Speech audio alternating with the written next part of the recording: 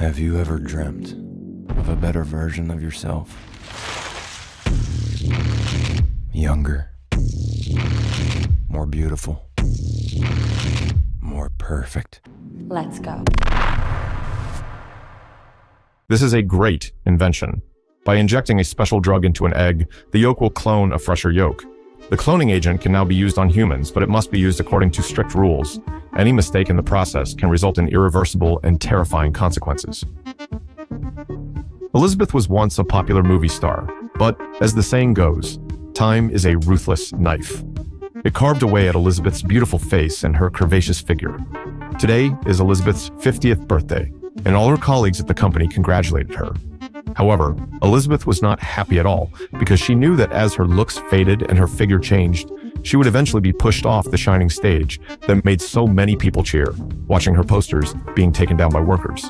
While driving, Elisabeth felt a bit disoriented and had a car accident. Fortunately, she was not injured. Unfortunately, when the doctor saw her information, he also congratulated her on turning 50. 50 was the last number Elisabeth wanted to hear, and she cried sadly.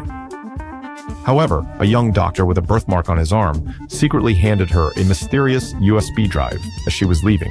The front of the USB drive had some sort of substance written on it, and the back had a phone number. It also had a note saying, "This changed my life."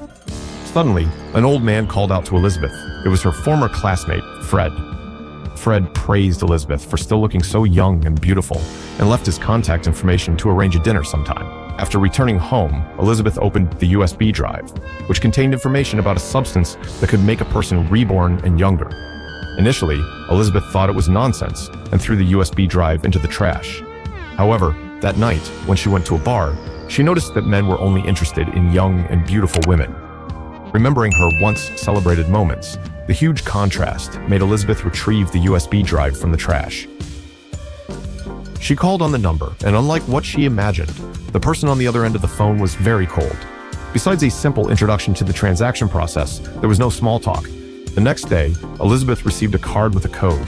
Following the address provided over the phone, Elisabeth arrived at an inconspicuous small room filled with many storage boxes, one of which belonged to her. Despite the seemingly unreliable method where she couldn't even see the seller, Elisabeth, desperate to be young again, didn't care. Excitedly, she opened the delivery box. The first layer contained a bottle of green potion, the main item for rejuvenation. The second layer had a stabilizing fluid extractor with 7 small bottles. The third layer contained an IV tube and a week's worth of nutritional fluid. The bottom layer had some simple instructions, stating a 7-day cycle and reminding Elisabeth that she was one entity. Looking at her sagging body in the mirror, Elisabeth, after a brief hesitation, let her desire conquer her rationality and injected herself with the green potion. She soon felt dizzy and fainted. While her body continuously transformed, Elisabeth's eyeball split into 2, producing a fresh eyeball, and her back was forcibly stretched open, giving birth to a new body. The new body was not only young and beautiful, but also had flawless skin and a perfect figure. The fresh skin had no signs of aging or dullness. Because both bodies shared the same consciousness, after admiring herself in the mirror, the new body helped sew up the old body's wounds and injected the special nutritional fluid, which only lasted 7 days. The extractor also had 7 bottles. The new body had to inject 1 bottle daily, extracting stabilizing fluid from the old body to suppress the side effects of cloning until all 7 bottles were used up. Then, the 2 bodies had to switch states. During these 7 days, Elisabeth, with her young body, successfully gained the approval of the TV station's executives.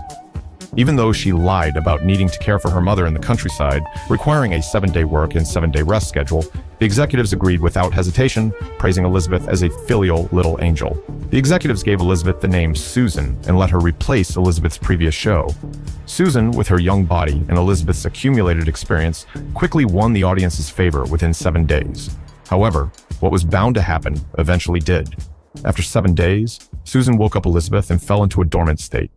Having experienced the satisfaction of a young form, Elisabeth was extremely disappointed to switch back to her old self. During the next 7 days, besides going to the TV station to resign, she did not step out of her house, enduring the unbearable wait for 7 days. Elisabeth eagerly went to the small room to get a new extractor and nutritional fluid, indicating she needed to pay the mysterious company every week to maintain her current state. However, the cost seemed insignificant compared to the glory she enjoyed in front of the camera. She had completely lost herself in the applause. Even when the 7-day cycle ended, she still had not learned her lesson. The young body said to the old body, "Please lend me one more night," and violated the rules by extracting 1 extra bottle of stabilizing fluid. That night, Susan indulged in passion and revelry, while Elisabeth, due to the depletion of the nutritional fluid, was drained like a mined-out cave. And because both bodies shared the same consciousness, Elisabeth was fully aware of what Susan was doing. However, their shared consciousness began to experience memory loss due to the rule violation. Elisabeth only remembered that while Susan was passionately involved with a man, her body suddenly bled and she fell into darkness. When she woke up, she could not remember what happened afterward. Seeing Susan's intact body, she thought it was just a nightmare. In reality, the scene was a warning of severe consequences for rule violations. Sure enough, Elisabeth soon discovered that one of her fingers had died due to overexertion the previous night. She called the customer service to ask how to recover, but they stated that the consequences of rule violations were irreversible. Elisabeth tried to shift the blame to Susan, but the customer service seriously reminded her that she and Susan were the same person, with the same consciousness and thoughts, just using different bodies. Feeling the sunlight was too harsh, Elisabeth entered a coffee shop to rest, but noticed an elderly man watching her. The man kindly reminded her that her true self was most important and not to lose herself. Seeing the birthmark on the man's arm, Elisabeth suddenly remembered the young doctor who gave her the USB drive and fled in fear. She accidentally ran into the man she dated last night. Although he called her sweetie the previous night, he now addressed her as Madam Cow due to the different body. To prove her charm and elegance, Elisabeth contacted her old classmate Fred, who was surprised and delighted that Elisabeth agreed to have dinner with him. He picked a high-end restaurant, showing that Elisabeth was still exceptional compared to her peers. However, every time she saw Susan's posters through the window, she felt deeply inferior, reapplying her makeup over and over, unable to be satisfied, unable to be satisfied. As the date approached, Elisabeth finally decided to go out, but her twisted reflection in the mirror made her compare herself to the young and beautiful Susan. The more she compared their faces, the more she felt she couldn't measure up. In the end, Elisabeth didn't have the courage to open the door and even marred her own face in disgust. She didn't notice that Fred was worried about her. Despite her distress, she was still considered a goddess by many, but in Susan's state, she couldn't be aware of this. During a fiery dance show, Susan suddenly noticed her butt was changing. She quickly made an excuse and stopped the filming. The director had also vaguely noticed something and was replaying the footage frame by frame. Taking this opportunity, Susan went to the dressing room and found an extra lump of flesh on her butt. Withstanding the pain, she pulled the lump out from her navel, and it turned out to be a large chicken leg. Luckily, it was all a nightmare, but nightmares often reflect reality. During the 7 days Susan was asleep, the self-indulgent Elisabeth binge ate, turning the house into a mess. Susan couldn't stand it anymore and reported the situation to customer service. The response was the same as before. She is you, and you are her. Everything she does is what you want to do. Susan angrily hung up the phone, feeling extremely frustrated. Suddenly, she received good news from her boss. Due to the skyrocketing TV ratings, they planned to launch a large-scale show for her and even booked her for the opening dance performance at the Spring Festival Gala. Susan would become a household name, and she couldn't miss such an opportunity. She was so excited that she forgot about the 7-day switch rule. As she gained more show resources, her workload increased significantly. Ignoring the rules, she reused the bottles of stabilizing liquid and delayed waking Elisabeth by a whole week.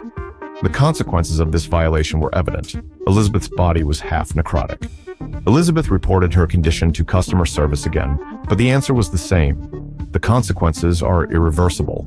However, if you want, you can stop the medication, but Susan will disappear forever. Looking at her current state, Elisabeth chose not to stop the medication because only that body allowed her to face people.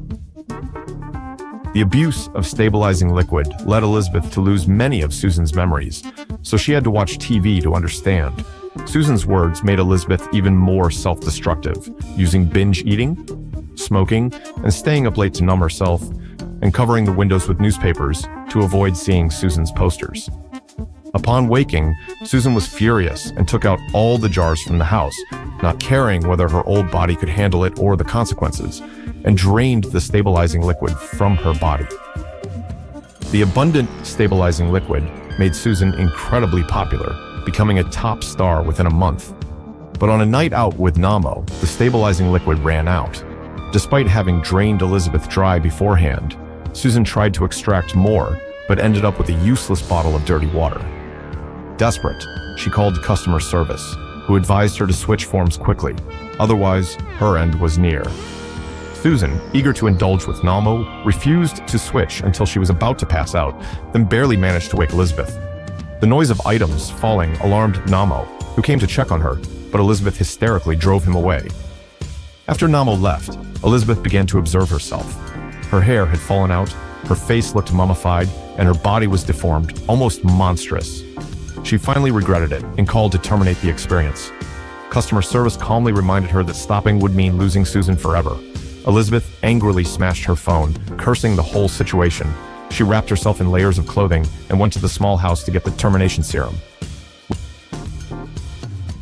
Roughly dragging Susan out, she injected the serum, but halfway through, she saw news of Susan about to perform at the Spring Festival Gala, something even her younger self had never achieved. Not wanting to waste this rare opportunity, Elisabeth pulled out the half-injected serum and tried to save Susan, despite her own poor recovery. This time, perhaps due to the serum's effect or a split personality, both of them were conscious at the same time. When Susan discovered that Elisabeth wanted to end her, she went berserk and attacked Elisabeth, regardless of her frailty. Elisabeth's skull was smashed, her bones broken, and her organs shattered. Seeing the blood filling the room, Susan realized she had gone too far, but had no time to think as she had to prepare for the Spring Festival Gala. This time, without the stabilizing liquid, Susan soon started coughing violently. She rushed to the bathroom and saw a tooth falling out, then another and more. Realizing the severity, she tried to get home but encountered the boss and a group of officials backstage. She forced a smile to greet them, and then quickly fled. In the elevator, her nails started falling off, and her ears detached from her body. Ignoring the reactions of those around her, Susan ran home with all her might, thinking of a desperate plan to use the remaining green serum to create a new body. But would it work? Susan had no other choice. Her organs began to split again, even more crazily than before. When the new body formed, a glance in the mirror scared her. She thought she was hallucinating, but the terrifying sight remained. Calming herself, she carefully looked again and had to accept that her body had turned into a monster. Her body had mutated, and her brain was no longer clear. She put on a beautiful dress, wore exquisite accessories, covered her face with Susan's poster, and fearlessly stepped onto her stage.